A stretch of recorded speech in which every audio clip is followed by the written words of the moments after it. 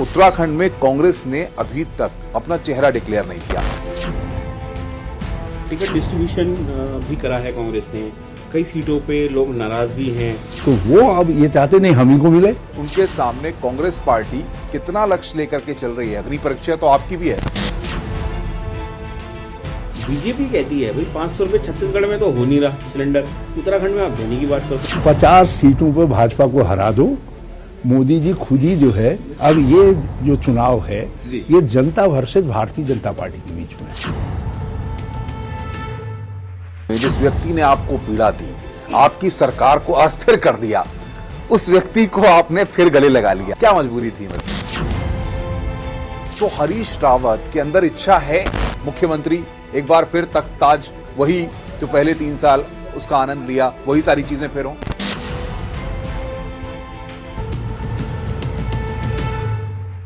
उत्तराखंड की सियासत के चाणक्य कहें या प्यार से जैसे उत्तराखंड उन्हें हरदा कहता है, ऐसे हरीश रावत जी बातचीत करने के लिए न्यूज 18 पर हमारे साथ हैं।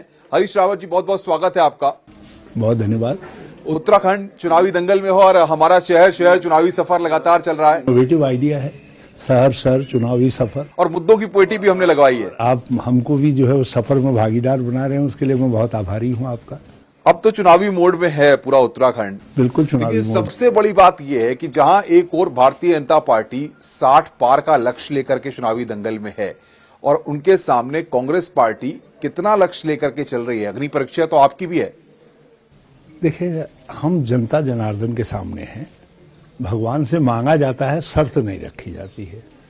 भारतीय जनता पार्टी जनता का अपमान करती है ये कह करके कि 60 पार, तो इसका मतलब है जनता को कुछ करना ही नहीं है, तुमने पहले ही निर्णय कर लिया।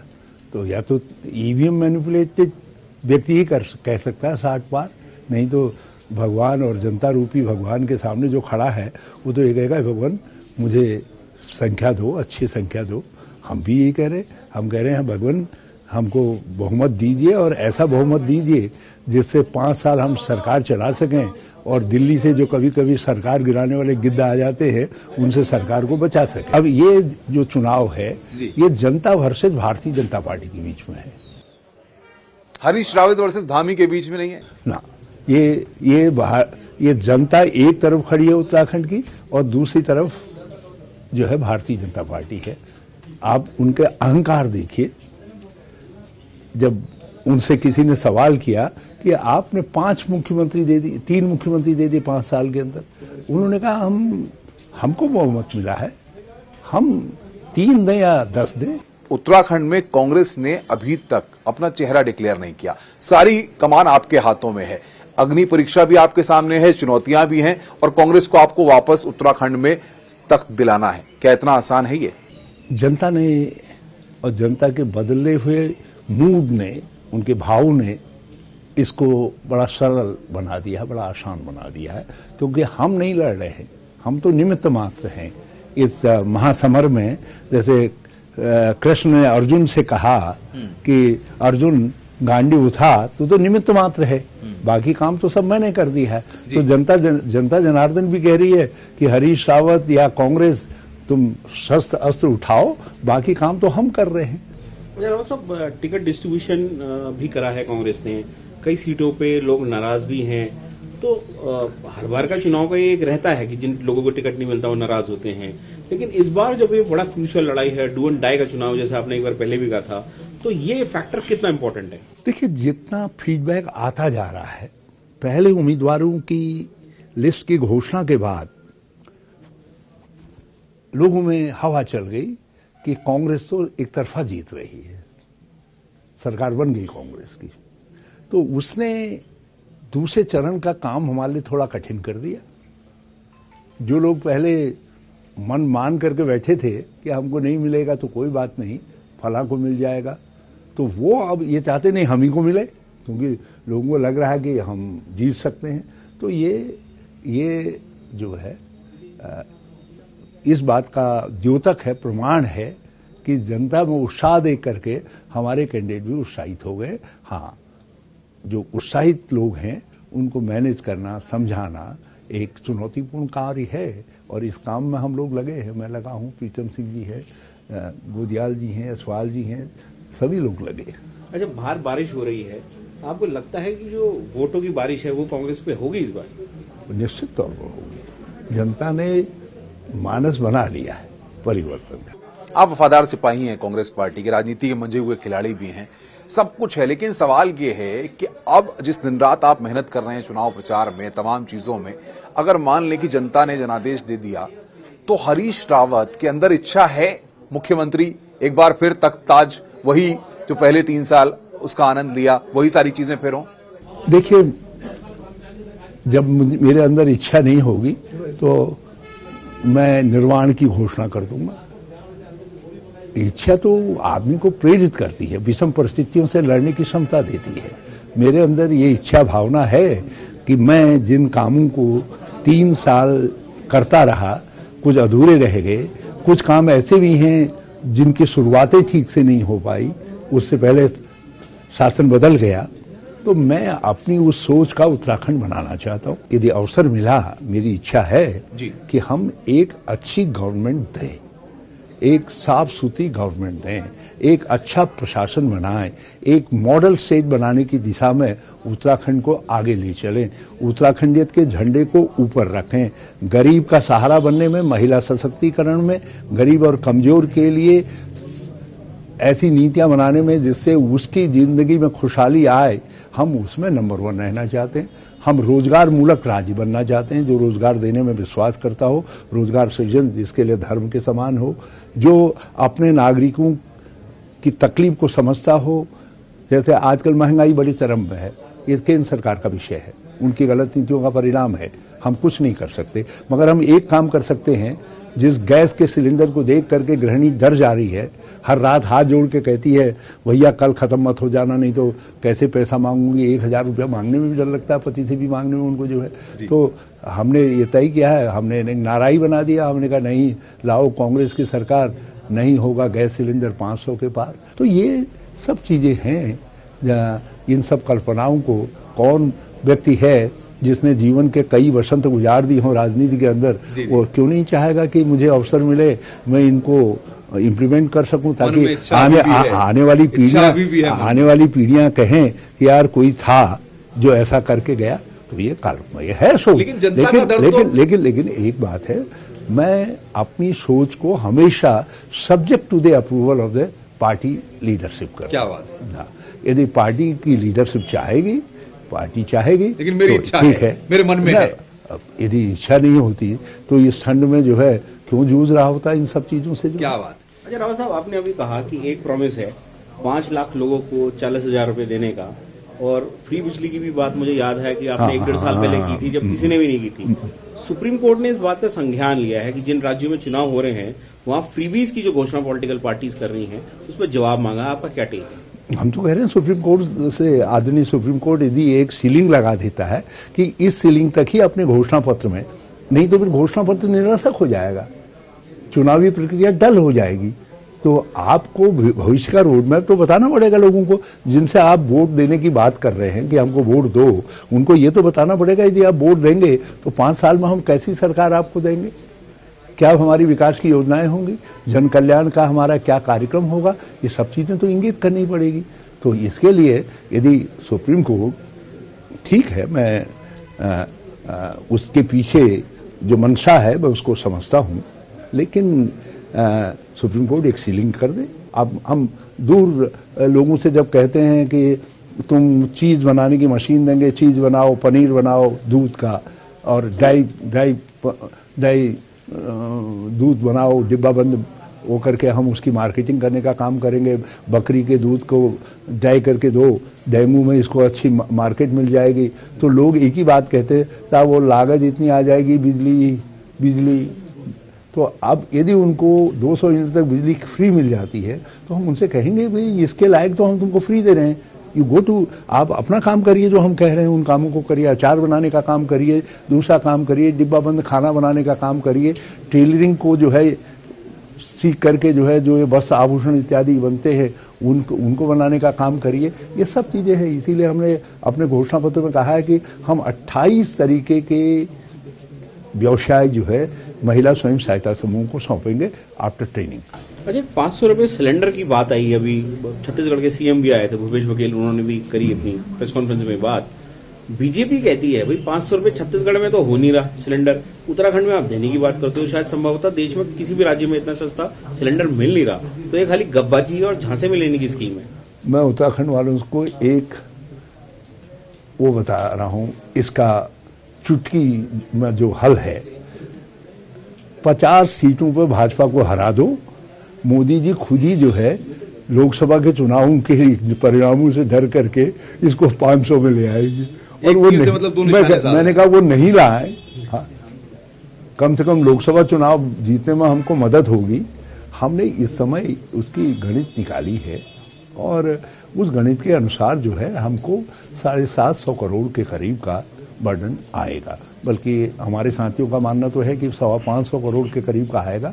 मेरा अपना मानना है कि एक बार जब डिमांड जनरेट होती है, ज़्यादा से ज़्यादा लोग इस फोल्ड में आना चाहेंगे, तो हमको रियल कैलकुलेशन के आधार पर इसका खर्चा निकालना चाहिए। रावत जी, 2016 में जिस व्यक्ति ने आपको पीड़ा दी, आपकी सरकार को अस्थिर कर दिया, उस व्यक्ति को आपने फिर गले लगा लिया। आप तो बहुत भले दोस्त हैं हमारे, ऐसी आप स्पिन बॉल ले आए, देखिए हैं, आप तो हमारे सम्मानित नेता है, हमारे छोटे भाई हैं, तो क्या मजबूरी थी? मतलब ये कोई लगाव था, दोस्ती थी, क्या मतलब हरक सिंह रावत की जरूरत है उनकी बहू को? देखिए, उन्होंने कहा गलती हुई है, भूल जो है, और देखिए आपको अवसर देना चाहिए। और उन्होंने कहा मैं कांग्रेस ज्वाइन करके कांग्रेस को मजबूत बनाना चाहता हूं, तो ये अवसर उनको दिया जाना चाहिए। आफ्टर ऑल हम तो एजिंग फैक्टर हैं, हम बूढ़े हो रहे हैं और वो लोग अभी जवान हैं, तो वो लोगों को हम चाहेंगे कांग्रेस के प्लेटफॉर्म पर आकर के अच्छा रोल अदा करें और राज्य के लिए एक अच्छे नेता साबित हों। आप कह रहे हैं मैं बूढ़ा हूं, सवाल यह है कि बीजेपी इसी बात को लेकर आप पर निशाना भी साध देती है। वो कहती है कि हरीश रावत तो अब रिटायरमेंट की ओर हैं, उनका रिटायरमेंट ही है, और वो क्यों चुनावी दंगल में इतनी मेहनत कर रहे हैं, इतनी ताल ठोक रहे हैं, कांग्रेस नहीं आने वाली है, क्योंकि बीजेपी और युवा जो है वो बीजेपी पर भरोसा जता रहे हैं, युवा मुख्यमंत्री ही आएंगे। देखिए, सरकार चलाने के लिए आपको अनुभव, कार्यक्रम, सोच, परिपक्वता, कई तरीके के साहस, कई निर्णयों की जरूरत पड़ती है जी। कई गुण एक चीफ मिनिस्टर में होने चाहिए जी। वो कोई वेडिंग मैच नहीं ढूंढ रहे हैं, उसमें भी लोग जो है गुण ढूंढते हैं। कोई शादी का कुंडली थोड़ी मिलानी है जी। एक मुख्यमंत्री जाना है, तो लोग ये देखेंगे ना कि इनके पास कुछ है भी नहीं है, कार्यक्रम आगे कुछ सोच है भी नहीं है, या उत्तराखंड को ऐसे ही उनके हाथ में दे देंगे कि मोदी जी आएंगे कहेंगे युवा। अरे भाई, जिस युवा को तुमने 4.25 साल तक सरकार में मंत्री बनाने लायक नहीं समझा, उसको क्या उत्तराखंड वालों को के मन में सवाल नहीं आ रहा होगा कि ऐसा चमत्कारिक था इनका ये युवा, तो आज तक इन्होंने क्यों बक्से में बंद रखा था? मैंने कहा मैं नहीं कह रहा हूँ, देखिए मैं क्यों कहूँ, लेकिन जनता क्या कह रही है तो देखना महत्वपूर्ण है ना। कांग्रेस कमेटी की कैंपेन कमेटी के बतौर चेयरमैन है, आप कांग्रेस का फेस है। पुष्कर सिंह धामी राज्य के मुख्यमंत्री हैं और बीजेपी की तरफ से वो फेस हैं। आप कहते हैं कि वो भाई बीजेपी ने उनको इस लायक भी नहीं समझा कि राज्य मंत्री बनाते, लेकिन लास्ट में मुख्यमंत्री बना दिया। वो दिलचस्प तौर पे आपके लिए कहते हैं, आपके लिए विचार की स्थिति हो गई है, कहते हैं हरीश रावत जी के लिए क्या है, काहे की स्थिति हो गई, विचार की स्थिति हो गई उनकी, तो मैं उनके लिए बड़ा सॉरी फील करता हूँ। कांग्रेस में उनकी स्थिति बड़ी खराब। मतलब इस राज्य के अंदर जितने लोग 60-65 से ऊपर हैं सब बेचारे हैं, उनका मतलब है ये बिल्कुल लाचार, असहाय, अपाय, बेकार की चीज है। इनका कोई चर्चा होनी नहीं चाहिए। खासकर ये और ये लोग किसी का नहीं, क्या कहना चाहते हैं पुष्कर सिंह धामी जी कि जितने लोग जो है मेरी एज ग्रुप में आ रहे हैं वो अब बेचारे हो गए, इनका तो कोई काम ही नहीं है, ये तो किसी काम के रह नहीं गए, क्या रद्दी के टोकरी में डाल देना चाहते हैं? खासकर उनका जो कॉन्टेक्स्ट था वो कांग्रेस के पॉलिटिक्स को लेकर था। उनको एक बात समझनी चाहिए, इन बूढ़ी हड्डियों में मडुआ और वो खाया हुआ रस है, और ये तो जो है आजकल के एडल्टेड और फिल्टर्ड चीजों को खा करके बने हुए नौजवान हैं। अभी तो हम इनसे अभी ये पंजा लड़ाना तो हम पंजा भी लड़ा सकते हैं। अच्छा, अब सबसे बड़ी बात यह है कि चुनावी मोड है, प्रचार में आप लगातार सुबह शाम जा रहे हैं, तमाम जो लोगों को आपने इन 5 सालों में खूब फल खिलाए, खूब पार्टियां की, खूब दावतें की और कांग्रेस के कार्यकर्ताओं को ट्रेंड किया है, उन तमाम कांग्रेसी लोगों को जो तमाम अलग अलग क्षेत्रों में चुनाव प्रचार कर रहे हैं, उनके लिए क्या मैसेज, क्या कहेंगे आप न्यूज़ 18 के माध्यम से? वे कहते हैं ये अवसर है, जो समाज में उनका सत्स्थान था, कल तक वो नेता थे, कल तक वो लोगों के काम करते थे, लोग कहते थे नेताजी हमारी इस समस्या का समाधान कर दो, आज उनका स्थान भाजपा के लोगों ने ले लिया है। तो उनको अपना जिस चीज़ के वो क्लेमेंट हैं, हकदार हैं, उस हक को हासिल करना चाहिए और भाजपा को सत्ता से डिस्प्लेस करके अपने को नेताजी के मोड में लाना चाहिए। कोई मोहल्ले का नेता होगा, कोई ब्लॉक का नेता होगा, कोई गली का नेता होगा, कोई शहर का नेता होगा, लेकिन भाजपा से ये नेतृत्व छीनना है हर स्तर का और जो है हर स्तर पर कांग्रेस के नेतृत्व को स्थापित करना है। उसके लिए आओ उठ करके ये मौका है जब हम 5 साल के लिए फिर से कांग्रेस को लोगों की पहली पसंद बना सकते हैं और मुझे पूरा भरोसा है कि हमारे साथी ऐसा करेंगे। अच्छा रावत साहब, एक मेरा प्रश्न था, दोबारा से हरक सिंह रावत पे लौटते हैं। वो ठीक चुनाव के पहले कांग्रेस में शामिल हुए हैं। एक इंटरव्यू में न्यूज़ 18 को दिए हुए इंटरव्यू में उन्होंने कहा था, भाई मैं कोई मंत्री बनने थोड़ा गया था बीजेपी में, मेरी चाहत थी मुख्यमंत्री बनने की। तो वो चाहत तो जाहिर तौर पर उनकी कांग्रेस में भी रहेगी। तो आप नहीं देखते कि अगर कांग्रेस को चुनाव के बाद कोई ऐसी स्थिति हुई सरकार बनाने की, सत्ता संघर्ष पैदा होगा? नहीं, एम्बिशन तो होनी चाहिए, महत्वाकांक्षा होनी चाहिए। और आपने मेरा एक बयान सुना होगा, मैंने कहा कि वो मेरे बहुत अच्छे मंत्री रहे, डूअर मिनिस्टर। मैं कृषि और बागवानी मंत्री थे, उनको जो काम बताया उसको उन्होंने इम्प्लीमेंट करके दिखाया। तो हमने तारीफ ही इसलिए की है। लेकिन राजनीति के अंदर महत्वाकांक्षाओं की टाइमिंग एंड पैकेजिंग करनी पड़ती है। तो उन्होंने मुझे बड़ा भाई कहा है, तो मेरी ये टाइमिंग एंड पैकेजिंग शब्द को जरा ध्यान रखें। आपसे एक बात और कहना चाहता हूँ, आप जरा सा बीजेपी की लीडरशिप देखिए, बड़ी डिसअपॉइंटिंग कतार है। और आप कांग्रेस की देखिए, पहली श्रेणी, दूसरी श्रेणी, तीसरी श्रेणी, हमारे पास चौथी श्रेणी तक के अच्छे क्षमतावान नेता है। अभी एक बाप रिटायर्ड नहीं हुआ है, बेटा जो है टिकट मांगने के लिए फ्रंट रनर है। तो हमारे पास नहीं, आप भी प्रचार कर रहे हैं और हम भी अब इस गाड़ी को लेके उत्तराखंड और तमाम जगह लगातार जा रहे हैं, नेताओं से बातचीत कर रहे हैं और चुनावी नब्ज को तो हम भी समझ रहे हैं कि माहौल क्या है और मिजाज कैसा है। ये तो समझना ही है। तो आखिरी में बस आप हमसे मीठी मीठी बात कर रहे हैं, इसी से हमने अंदाज लगा लिया कि मिजाज कैसा है चुनावी जो है। लेकिन आपको आपके इस वेंचर के लिए बहुत बहुत बधाई। क्या लगता है, अब आखिरी में बस खत्म कर रहे हैं हम क्योंकि चर्चा को, कितनी सीटें बता दीजिए, सुन ले जनता, समझ ले। मैंने कहा कि हम याचक हैं, मांगने वाले हैं। मांगने वाले को तो भगवान इतना दे दो कि कबीरदास के दोहा की तरीके से, इतना दीजिए साईं जिसमें कुटुंब समाए, जिसमें सरकार बनाए और सरकार चलाए। तो हरीश रावत को आप सुन रहे थे, जिन्होंने जनता की अदालत में सब कुछ खोल करके रख दिया है और उनका मानना है कि जनता इस बार उत्तराखंड की उन पर और कांग्रेस पार्टी पर भरोसा जताने वाली है। अब देखना ये होगा कि जनता का फैसला जब सामने आता है तब उत्तराखंड की सत्ता किसके पाले में होती है। नमस्कार।